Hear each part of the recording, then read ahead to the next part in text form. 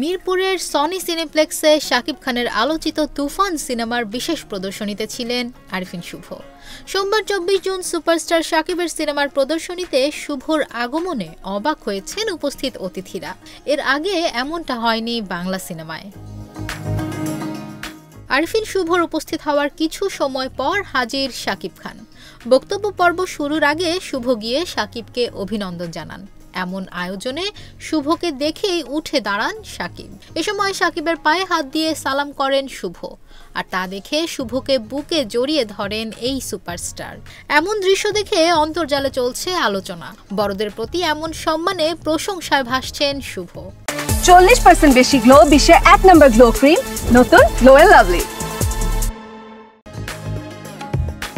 তুফান দেখে আরিফিন শুভ উপস্থিত সাংবাদিকদের জানিয়েছেন, দেশের সুপারস্টারকে ঠিকঠাক মতো ব্যবহার করেছেন রায়হান রাফি।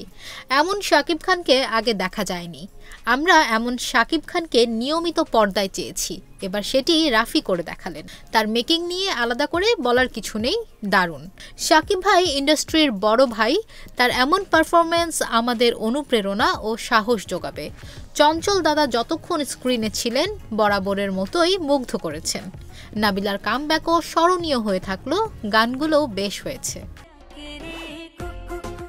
নূর লেখা টি শার্ট দেখে শুভর কাছে এর রহস্য জানতে চাওয়া হয়। নায়ক জানিয়েছেন, দ্রুতই মুক্তি পাচ্ছে তার নূর সিনেমা। এ সময় শুভর পাশে উপস্থিত ছিলেন সিনেমাটির নায়িকা ঐশীও।